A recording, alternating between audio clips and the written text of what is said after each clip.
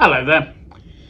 I've recently tasted a couple of Beaujolais and I thought it would be really nice to contrast those with a Gamay from here in New Zealand. I found a wine produced in very tiny volumes by a very exciting new producer. So the wine I'm looking at here is from Central Otago.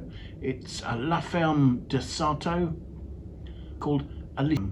It's the 2021 vintage of that, and this is a Central Otago, in fact from the Pisa region, Gamay. So Yokhiaki and Kyoko Sato are a couple who were working in international banking, both in London and in Japan, back in the early 2000s when they got the wine bug, and they must have got it quite seriously because they decided to make a career change and become winemakers. When they examined the possibilities, they decided that Japan probably wasn't the best place to produce fine wine, and actually they alighted on New Zealand and came to New Zealand in 2006, going to Lincoln University in New Zealand's South Island to do postgraduate diplomas in viticulture and winemaking. After graduation, they both went to work at one of Central Otago's leading wineries, Felton Road. Now in 2009, Yoshi decided to move to work at the Mount Edward winery, while Kyoko continued working at Felton Road. But 2006 was the first year they decided to branch out and make some of their own wines. The couple were influenced by both these producers and also through working in Europe, where they had worked at Domaine Pierre Frick in Alsace, and also in Vosne Romney at Domaine Bizot. And this work experience has left them very much with a low or non-interventionist outlook. So in 2009, Yoshi and Kyoko founded the Sato winery. And at first they were just making wines from fruit that they bought from other growers. And in fact, I think in their first vintage, they made less than 200 cases of wine because they were continuing working at Mount Edward and Felton Road. This wine producing enterprise grew slowly, and in 2012 it was big enough that Yoshi could leave his job at Mount Edward and devote his attention full-time to making their own wines. In 2016 they established their own vineyard, planting an organic and biodynamic vineyard from scratch in the Pisa area. In 2018 Kyoko left Felton Road, and then in 2019 they released their first vintage of wines from La Ferme de Sato. Their farm is a 5-hectare property with about 3.2 hectares of that planted to vines. Not surprisingly for Central Otago, the most planted grape variety is Pinot Noir, with about 1.3 hectares planted.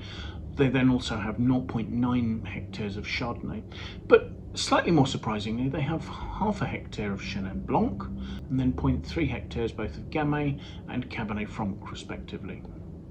They do also make other wines. For instance, there's a Bannockburn Riesling, but that's made from fruit that they buy in, and the Ferme de Sato label is simply for their estate wines. So their approach is organic and biodynamic, although I don't notice any certification noted on the label. Not that that would suggest that they're not working that way, but possibly they've decided not to go through the bureaucratic steps at this stage of being certified. Their soils here are a mixture of broken schist and quartz gravel overlaid with sand and alluvial loams. So actually, as far as Gamay is concerned, pretty ideal conditions, being free draining soils that will help to restrain Gamay's natural vigour, produce lower yields and more concentrated fruit. The sites that they've planted are actually east facing, which is unusual in this area where normally they're sort of more likely to be north or west facing. And the idea is that way the vines will avoid much of the intense afternoon sunlight. And their aim is that this should ensure greater freshness in the finished wines.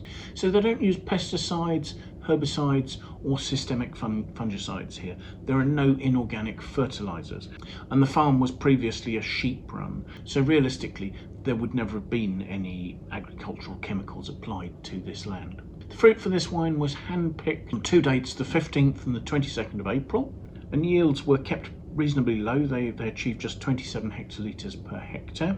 Fermentation went on with indigenous yeasts, so yeasts that had come into the winery on the fruit or might already have been present in the winery.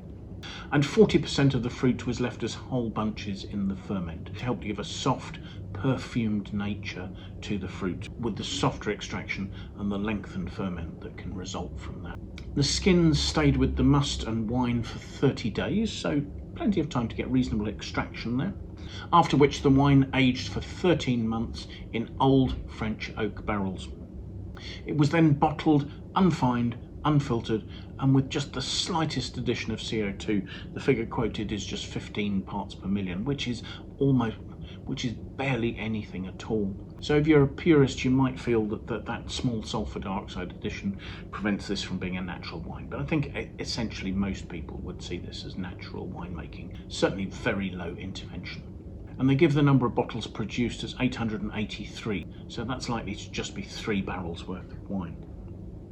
So let's have a look at the wine, shall we? My first impression is that this is a wine that is quite deep and dark, certainly for a Gamay.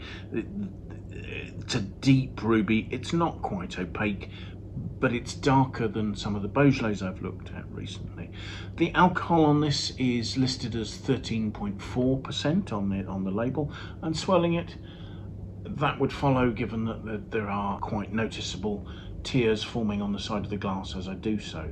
There are also some small bubbles suggesting there might be a little bit of CO2 in there, but hopefully there'll be no re-fermentation. Let's see what we make of the aroma, shall we?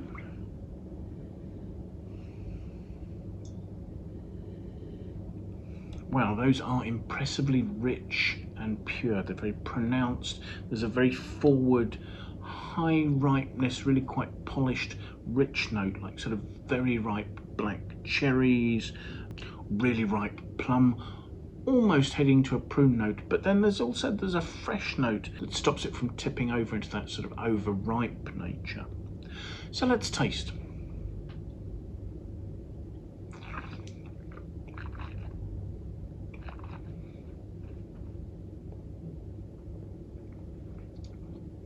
On the palate, there's a pronounced fruit that's supported by lovely fresh acidity that's keeping it juicy.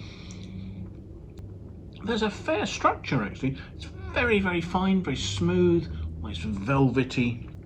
There's a clean nature to the wine, and yet there's also, I said, an underlying almost sort of just the slightest touch of oil of cloves, and that sort of spiciness I think is coming from the pedicels, the stalks of the grapes in the ferment, just adding a little to the structure, certainly contributing to the complexity. It hints at meaty notes, there are savoury hints, and it hints at sweet spices. But once you've seen those complexing notes, again, the richness and the roundness of the incredibly intense, dark, rich, ripe red fruit cuts in to a long, rounded, quite juicy finish. The intensity, the balance and the focus of this wine is incredibly impressive, and I think that's the incredible attention to detail that Yoshi and Kyoko have put into making this wine. Considering that this is only their 3rd vintage, this is an incredibly impressive wine. I'm afraid I'm showing you a wine that's probably going to be impossible to obtain, but at the same time I think it's well worth looking at an up-and-coming producer who can make a wine of this quality, because I think Yoshi and Kyoko Sato deserve to be much better known than they are for the quality of wines that they're producing. That having been said, we don't actually have a Wine Searcher aggregated score for this, although I know that, for instance, the critic James Suckling has remarked their wines very highly. I've seen a score from one website of 95 out of 100 for this wine, and actually I think that that's pretty much justified. This is a really impressive example of a wine made from quite an underrated grape variety that's been treated really beautifully. So thank you so much for watching. I do hope you've enjoyed the video. If you have, do please press the like button. If you have any comments, please pop those in the comments box below. If you have any friends you think might like to watch the video, do please pass it on to them. We'd really appreciate that sort of endorsement coming from you. I will leave a link in the box below to the page on the Wine Searcher website for this vintage of this wine. You should be able to see other vintages there as well. I think it will be difficult to get hold of, certainly if you're outside New Zealand. I very much doubt distribution has gone much further, but I'd certainly suggest that this is a producer to look for in the future. So thank you again for joining us, and I do hope you'll manage to make some time and come and join us for another tasting very soon. Bye till then.